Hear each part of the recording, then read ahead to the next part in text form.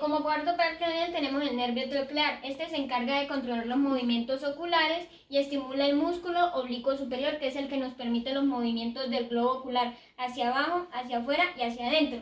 Su origen aparente lo encontramos en el mesencéfalo y como patología encontramos el estrabismo convergente. Esta patología consiste en que un ojo se desvía hacia adentro o pueden ser los dos.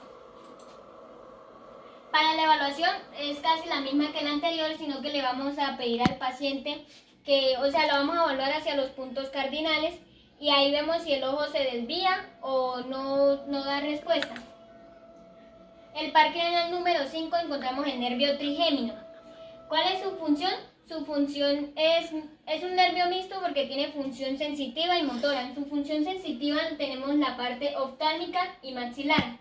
¿Por qué? Porque ahí podemos sentir sensaciones de cuando nos tocan y podemos hacer gestos, y en la motora en el mandibular, que es de los músculos de la masticación. Su origen aparente lo encontramos en la superficie lateral de la protuberancia. Y una patología es la neuralgia del trigémino. Esto es un dolor acá en la mitad de la cara que da por una alteración del nervio. En la evaluación le podemos pedir al paciente que sonría, que guiñe el ojo, que se llene la boca de aire, y con un algodón o un hisopo le podemos hacer toquecitos a nivel de la frente, de la boca y de acá de la mejilla, esto. ¿Quieres? Bueno, en el sexto par craneal tenemos el nervio abducens. ¿Cuál es su función? Inervar el músculo recto lateral, que es el que nos permite mover los ojos hacia los lados en dirección de la sien. Su origen aparente lo encontramos en el puente troncoencefálico. Una patología es el síndrome de Duane. Es una alteración de la movilidad ocular que se produce debido a una inervación anómala en el músculo recto lateral. Como podemos observar, sería así, que tiene como el ojo un poquito desviado hacia afuera o hacia adentro. Y la evaluación sería lo mismo, pedirle al paciente que mire con un lápiz o con una linterna hacia los lados. Como séptimo par craneal tenemos el nervio facial. ¿Cuál es su función? Su función es una función motora que inerva los músculos de la cara. Estos son los que nos permiten sonreír, guiñar el ojo, fruncir el ceño, hasta llorar. Y también tiene parte, digamos, en esta parte de acá de la masticación, cuando comemos, hablamos. Su origen aparente lo encontramos en el ángulo pontocereberoso, que está ubicado acá. Una patología es la parálisis de Bell, en la que esta patología consiste en que se pierde movilidad a la mitad de la cara y es como una parálisis facial, pero solo a la mitad de la cara. La evaluación, casi como el nervio trigémino, le vamos a pedir al paciente que haga señas,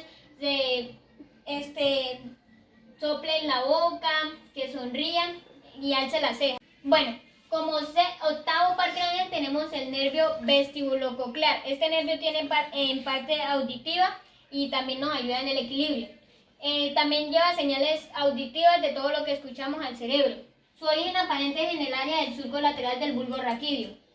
Una patología es la hipoacusia, que es una lesión en el oído interno que se nos dificulta para escuchar o escuchamos más bajo, que también puede llegar a ser la pérdida total de la audición. ¿Cómo evaluamos este par craneal? Le pedimos al paciente que se siente y nos alejamos así. Esta es la evaluación del susurrado. Y nos alejamos a una cierta distancia y le empezamos a susurrar al paciente, y el paciente tendrá que decir en voz alta lo que nosotros estamos susurrando. Depende al resultado de esta evaluación, podemos saber si está afectado o no el nervio. Bueno, como par craneal número 10 tenemos el nervio vago. Tiene una gran importancia en el sistema digestivo, ya que ayuda a controlar los movimientos del esófago, de los intestinos y de órganos viscerales. Su origen aparente es en el surco retroolivar. Una patología sería la neuralgia del nervio vago, que también parecía o similar a la anterior. Es un dolor a nivel de la garganta. La evaluación, este nervio es mixto, entonces le hacemos evaluación sensitiva y motora al paciente. En la evaluación sensitiva, con un baja lengua le vamos a tocar la úvula. Así vamos a estimular a que el paciente quiera vomitar, y si no lo hace, pues se ve el nervio afectado. Y en la motora vamos a ver cómo es la deglución, y para eso le vamos a pedir al paciente que ingiera algún líquido. Par craneal número 9 encontramos el nervio glosofaríngeo. ¿Cuál es su función? Tiene dos funciones porque es un nervio mixto, sensitiva y motora. En la parte sensitiva es la que nos ayuda en la parte de la degustación, podría decirse así. Nos ayuda a llevar información de la garganta, las amígdalas y la parte posterior de la lengua al cerebro. En su parte motora es la que nos ayuda en los músculos de la garganta, podría decirse que a la deglución. Su origen aparente se encuentra en el surco retroolivar. Y una patología sería la neuralgia del glosofaringeo, que es un dolor a nivel de la garganta, ya sea porque se encuentra afectado este nervio. En la evaluación va en la parte sensitiva y motora. En la parte sensitiva le vamos a pedir al paciente que saque su lengua y le vamos a proporcionar ya sea un sabor salado o dulce o agrio en la parte posterior de la lengua. Y en la parte motora le vamos a pedir al paciente que ingiera algún líquido y vamos a ver cómo es la deglución. Bueno, como par craneal número 11 encontramos el nervio accesorio. Este es el que nos permite la fonación, el movimiento de los hombros y de la cabeza. Su origen aparente lo encontramos en la médula espinal. Una patología sería la parálisis de Ehlers-Danlos, que es la lesión neurológica que afecta a los nervios del plexo braquial en el cuello de los bebés o recién nacidos. Para la evaluación de este par le vamos a pedir al paciente que se siente, vamos a ubicar su cabeza recta, o sea derecha, y le vamos a hacer fuerza le vamos a decir que haga fuerza hacia una dirección y nosotros con la mano le vamos a hacer fuerza a la contraria. Y la otra, para evaluar la parte de los hombros, sería hacer que suba los hombros y nosotros le vamos a hacer fuerza hacia abajo. El par craneal número 12, el nervio hipogloso. Este es el que controla los nervios de la lengua, que son los que nos permiten hablar y degluir. Su origen aparente está en el surco dorsolateral del bulbo raquídeo. Una patología sería la atrofia en la lengua, que es la condición en la que la lengua se debilita y se desgasta. En un lado que dificulta acciones como hablar, masticar y degluir. La evaluación le vamos a pedir al paciente que adentro haga con la lengua hacia afuera y nosotros con el dedo le vamos a hacer presión hacia adentro, y si el paciente pues presenta alguna dificultad o no tiene fuerza en la lengua, se puede ver afectado este nervio.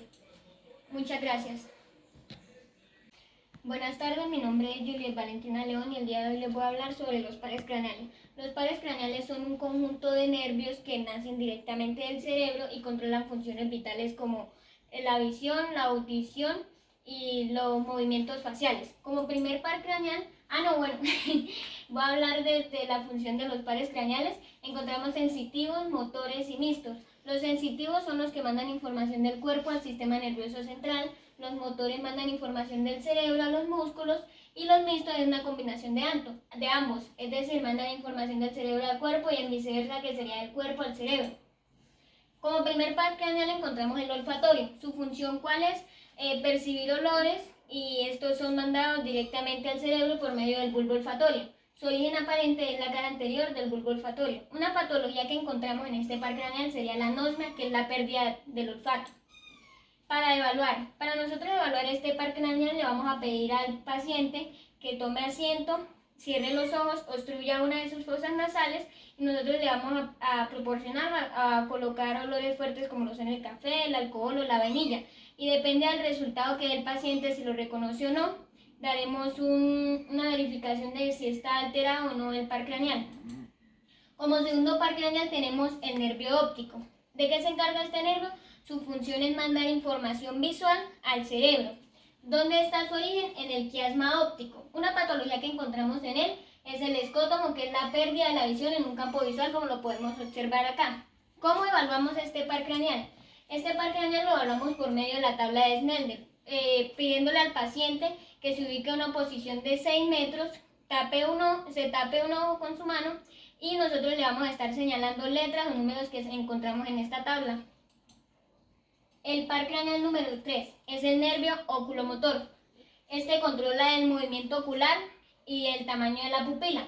Su origen aparente lo encontramos en el mesencéfalo. Una patología es la ptosis palpebral, que es cuando encontramos el párpado caído, como podemos observar acá.